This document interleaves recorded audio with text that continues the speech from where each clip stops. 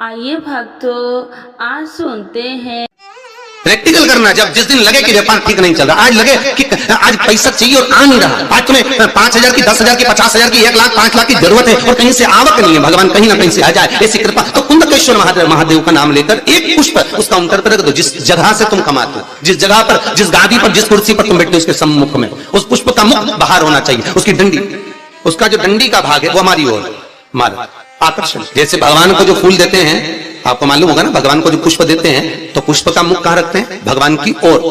ठीक है, मतलब जैसे भगवान गोपाल जी बैठे हुए हैं तो भगवान को अगर आप पुष्प दोगे तो फूल का मुख किधर रखोगे? भगवान की ओर। डंडी का मुख किधर रखोगे? अपनी ओर। उसी तरह जब अपने कार्य की सिद्धता के लिए अपन कोई कार्य कर रहे हैं, किसी को देना है हमको, तो ये पुष्प का मुख बाहर की ओर रखना। हमको जब काउंटर पर रखे तो सम्मुख रखे कि इससे हमें कुछ प्राप्त हो। पर दुनिया के लोग उल्टा फूल चढ़ाते हैं भगवान को। तुम हमेशा देखना, शंकर जी के मंदिर में जाएंगे तो जो शिवलिंग होगा ना शंकर भगवान का, जितने पूजन करने वालों को देखोगे ना, ये शंकर जी का शिवलिंग, तो फूल कैसे चढ़ा के आएंगे? ऐसे जमा के आएंगे। डंडी भगवान की ओर कर देंगे, फूल अपनी ओर कर देंगे, ऐसे भगवान को चढ़ाएंगे। फूल का मुंह अपनी ओर, डंडी का मुंह तुम्हारी ओर, मतलब कांटे तुम्हें चुभे, हमें तो अच्छे। लोगों को पुष्प चढ़ाना भी नहीं आता। कितने पुष्प भगवान को देना चाहिए? बोलो रे भाई। भगवान को रिझाने के लिए कितने फूल भगवान को देना चाहिए, कितने पुष्प भगवान को समर्पित करना चाहिए? महाराज, भगवान को कितने पुष्प देना चाहिए रिझाने के लिए? भगवान को, अब यहां से आवाज आई थी, 4 पुष्प भगवान को समर्पित करना चाहिए। कितने पुष्प? 4। बचपन, जवानी, अधेड़ी और बुढ़ापा, 4 अवस्था संवारने के लिए भगवान को 4 पुष्प दिए जाते हैं। पुष्प देते समय, जिस दिन तुम भगवान को पुष्प दे रहे हो उस दिन हमें कुछ भी नहीं कहना, हमारी तरफ से ये पुष्प भगवान से कहे। पुष्प भगवान से क्या कहता है कि भगवान मुझ में जैसी सुगंध है वैसी इसके जीवन में सुगंध देना।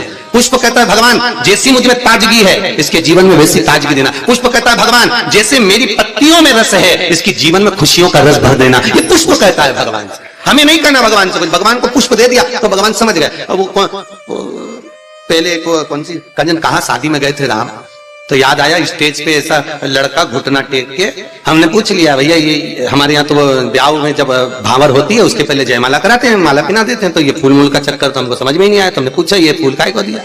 तो कहा गुरु जी समर्पण के लिए दिया। हमने कहा बहुत बढ़िया। तो हमने कहा गोभी का दे देता तो सब्जी तो बन जाता। हम समर्पण के देव मना नहीं है, पर हमारे यहाँ ऐसा विधान नहीं है फूल वगैरह देने का। आप भले दुनिया के दिखावे के चक्कर में कुछ भी करो वो अलग बात है, पर हमारे शास्त्रों में ऐसा कोई प्रमाण नहीं कि पुष्प आप किसी संसारिक मनुष्य को दे। पुष्प अगर दिल से कुछ देना है तो वो भगवान को दो, भगवान को समझा।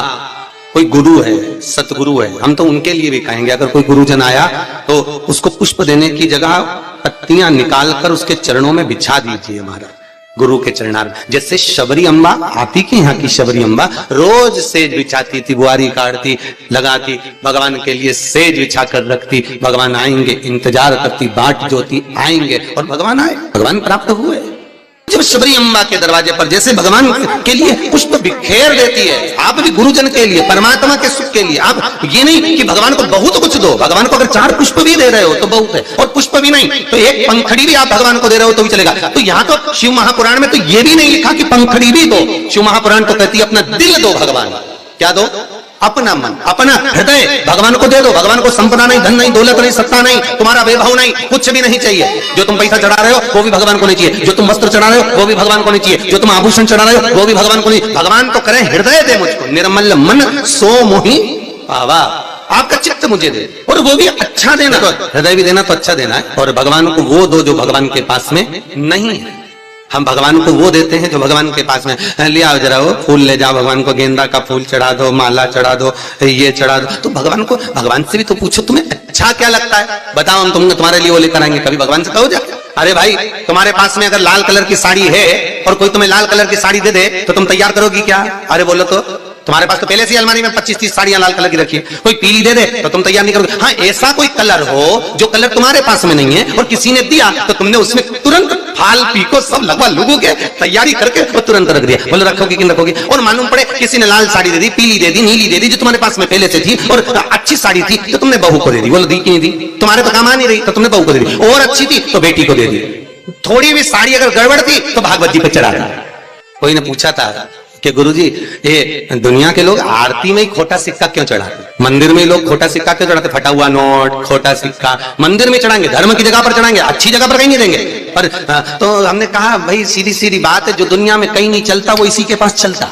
ये निभाता यही है, जिसको सब ठुकरा दे, जिसको सब निकाल दे, जो कहीं ना चले वो महादेव के चरणों में चले। एक बार शंकर के पास पहुंच जा, खोटे सिक्के को भी चपटी भभूत में है खजाना कुबेर का। बताओ वो शमशान की भभूत कहीं चले? अरे बोलो तो कहीं नहीं चले। अगर कोई मुर्दा जलाने जाए तो घर आके नहाए, तो पत्नी करे बाहर बाल्टी रखिए नहा लो जा। और अगर ऐसे ही घुस जाए घर में फिर देखो तुम्हें तो अक्ल ही नहीं है, मुर्दा जला के आए हो, पूरी अक्ल वहीं पे छोड़ी आए शमशान में। बाहर जाओ नहाओ, कपड़े भी वहीं छोड़ दो, वहीं गीले करो, जिस गाड़ी पर आए गाड़ी पर भी पानी डलवाओ, चप्पल भी गीली करो, मोबाइल पता नहीं बोली धीरे से मारा तुम पानी छीट दूंगी। अब विचार करना, वो शमशान की रात कहीं नहीं चले पर एक ही को चले, किसको? महादेव। वो उसके पास ऐसी चले कि वही भस्मी करोड़ों की हो जाती है। दक्षिण मुखी शंख होता है, गणेश शंख होता है, लक्ष्मी शंख होता है, नारायण शंख होता है, महाराज कुबेर शंख होता है, उत्तरवर्ती शंख होता है, भूमि शंख होता है और राक्षस शंख होता है। एक शंख हमारे घर में ऐसा राक्षस शंख, कहीं हम गए बाजार में और हम खरीद कर लिया, तो राक्षस जो शंख होता है जब तक वो घर के अंदर रहता है तब तक घर में अशांति बन ही रहती है। चाहे सास हो, ननंद हो, देवरानी हो, जेठानी हो, भाई भाई हो, कुटुंब कबीला हो। और कई लोग कहते हैं महाराज पत्नी का स्वभाव तीव्र है, कोई कहता है माँ का स्वभाव तीव्र है, कोई कहता है जेठानी का स्वभाव तीव्र है, कोई कहता है पति का स्वभाव तीव्र। अर्थात याद करना मतलब तुम्हारे घर में कोई शंख ऐसा रखा हुआ है तो उसका राक्षस वृत्ति शंख रखा हुआ है, जिसके कारण बस वो राक्षस प्रवृत्ति देगा ही महाराज। उसी तरह एक गणेश शंख होता है, किसी शंख वाले की दुकान पर जाओगे, पूजन वाले की दुकान पर जाओगे तो मिलेगा गणेश शंख होता है, उसको कहना मैं गणेश शंख दो, तो गणेश शंख जो मिलेगा उस शंख की आकृति होती है सूंड जैसा मुड़ा हुआ, तो उस गणेश शंख में पानी डालकर महाराज उसमें एक कमल गट्टा जानते हो, किराने की दुकान पर मिलता है काले कलर का, वो कमल गट्टा उसमें पटक दिया जाता है शुक्रवार के दिन। शुक्रवार, शनिवार और रविवार 3 दिन तक उसमें पानी भरा रहता है। सोमवार के दिन जिसकी वाणी नहीं है महाराज, जो कि हकला रहा हो, तोतरा बोल रहा हो या बिल्कुल नहीं बोलता हो, वाणी खुली नहीं रही हो महाराज, तो कुंदकेश्वर महादेव का नाम लेकर सुबह सुबह वो सोमवार के दिन उसको कुछ भी बिना खाए पिए उस पानी का आचमन कराइए, उसकी वाणी आना प्रारंभ होगी। और 5 या 7 बार कुंदकेश्वर महादेव का नाम उससे बुलवाइए महाराज, वाणी भी क्लियर होगी, हकलाना बंद होगा और उसकी आवाज बाबा की कृपा से, कुंदकेश्वर की कृपा से पुनः आएगी। कुंदकेश्वर स्मरण, कुंदकेश्वर भगवान का जो नाम जाप है वो सुख प्रदान करता है। हम तो कई व्यापारियों से कहते हैं कि अगर तुम्हें ऐसा लग रहा है कि आज दिन भर से दुकान नहीं चली, व्यापार ठीक नहीं चला, आज इनकम नहीं हुई, आज अच्छा व्यापार नहीं चल रहा है और आपको ऐसा लग रहा है तो रोज रोज ना करिएगा, पर जिस दिन तुम्हें लगे कि आज बिल्कुल व्यापार ठप पड़ा हुआ है उस दिन कुंदकेश्वर महादेव का नाम लेकर एक सफेद फूल काउंटर पर रख दीजिए, शाम तक देख लेना, अपने आप अंतर मालूम पड़ जाएगा। और ये तुम चाहो तो कल से करके देख लेना। इसलिए प्रैक्टिकल जरूर करना, प्रैक्टिकल का जमाना करना चाहिए। एक महाराज जी प्रवचन में कह रहे थे शराब नहीं पीना चाहिए, शराब पीने वाला व्यक्ति, मदिरा पीने वाला व्यक्ति गटर में पड़ा होता है, नाली में पड़ा होता है, मत पियो, ये गंदा नाली का पानी है।